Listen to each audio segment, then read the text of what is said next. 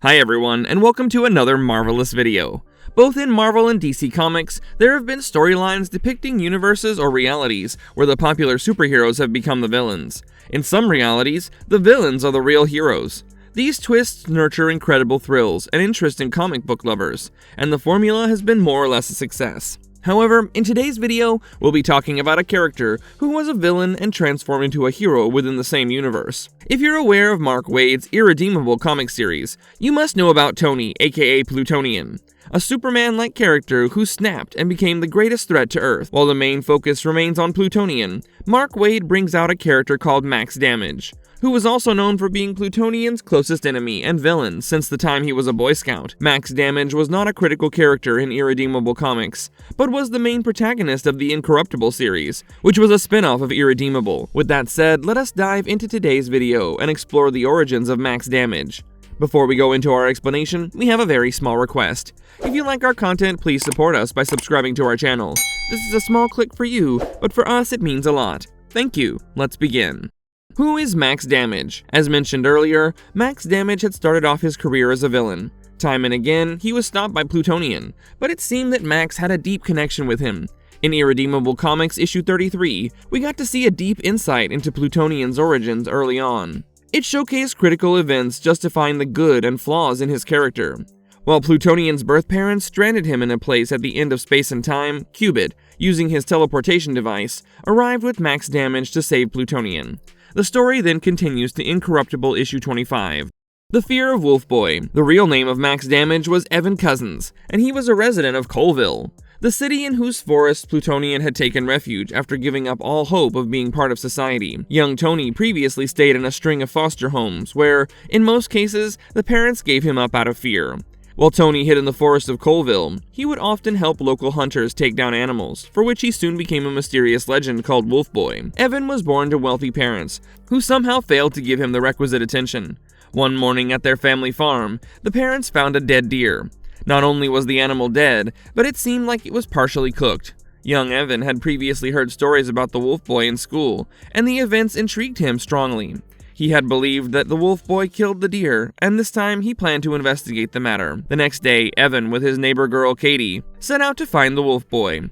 They followed trails and finally found a cave, which seemingly appeared to be inhabited by Wolf Boy. Evan balanced a boulder over a small rock tied to a rope. The plan was to pull the rope free and the boulder to fall on Wolf Boy when he arrived. As the sun was about to set, Katie went back home, but Evan stayed and waited. Eventually, Wolf Boy arrived, and when Evan saw him, he pulled the rope and made the boulder fall on him. The experiment failed miserably, as the boulder falling on Wolf Boy, aka Young Tony, had no effect on him, except that he was infuriated.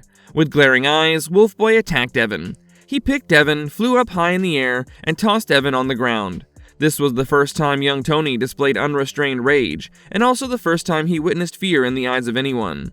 Evan was scared, and the next day he was shown in the hospital with an entire body cast.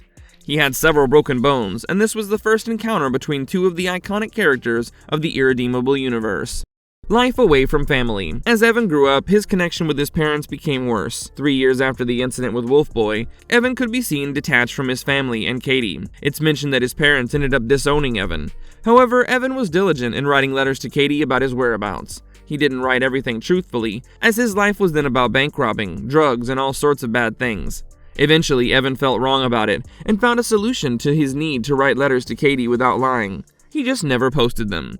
Max Damage vs. Plutonian. Evan was liked and surrounded by criminals. Together with the cronies, Evan was a part of another heist. It was a big one at the Sky City Bank main branch. They had a stolen chopper for escape and grafted tons of explosives into the building, which would cause a massive distraction. The plan was perfect, but as they flew off, causing the explosives to detonate, Plutonian arrived and brought their chopper down.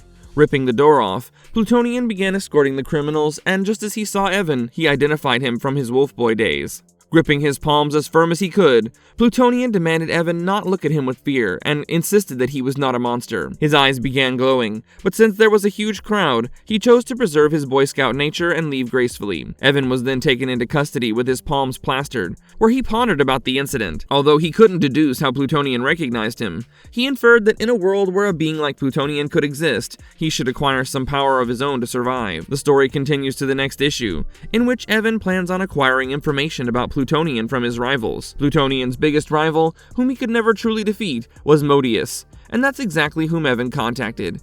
Surprisingly, Modius declined the idea of killing Plutonian, stating that it would make life boring.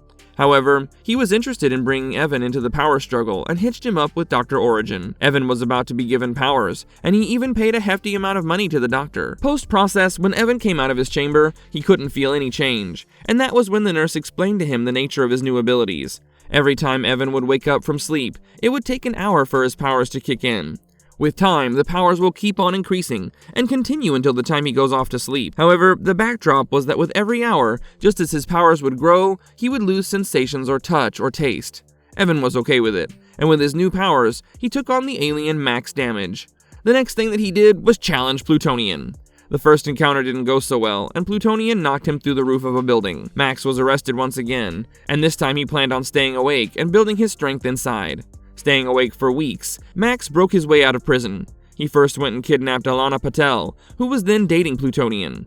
Bringing her to a deserted place, he began questioning her if Plutonian is indeed the nice person he's been portraying himself as. Popping down a bunch of pills, Max stated that he hadn't slept for weeks and had built up enough strength to take down Plutonian. It's revealed that being sleep deprived for so long, Max could no longer think straight. While talking to Alana, he referred to her as Katie, and it showed that he was growing insane. Soon Plutonian arrived, and before he could land, Max knocked him hard with a punch, tossing him high into the sky. And as soon as he did, he recollected his childhood memory with the Wolf Boy. Max realized that Plutonian was actually Wolf Boy, but he was engrossed in his thoughts. Plutonian grabbed him and began pummeling him into the ground. Since Max had no sensation, he probably didn't feel all that pain and kept smiling at Plutonian. He softly said that he knew what the Wolf Boy knew, and Plutonian went insane in his rage. He was about to end Max's life before Alana begged him to stop.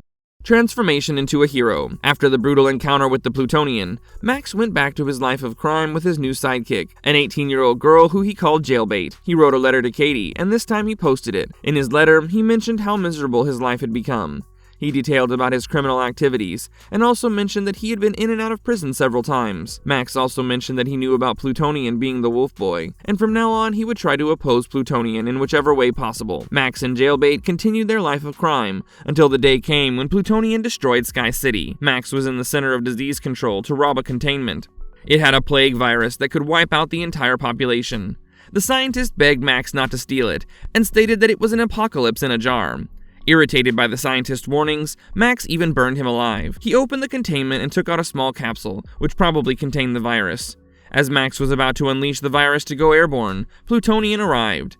Max believed he had come to stop him, but was shocked to see that Plutonian began destroying the city. Max changed his plans and began shooting at Plutonian, who kept decimating the population of the city.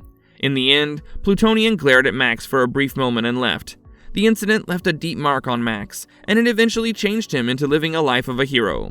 Marvelous verdict. So we finally come to the end of the video, and we hope you've liked our content. If you want to read through the entire story of Max Damage, or the events faced by him, you should read Incorruptible. As with Irredeemable, the existence of Max has almost zero contribution toward the storyline, as any event in Incorruptible doesn't influence the main storyline. It seems like Max has a deep hatred for Plutonian. Maybe the reason for his turning good was that Plutonian had become the greatest villain in humanity. Thank you for watching the video till the end, and stay tuned for the next Marvelous video. If you liked our content, don't forget to leave a like and subscribe to us if you haven't already. Have a good one and be safe. Thanks everyone.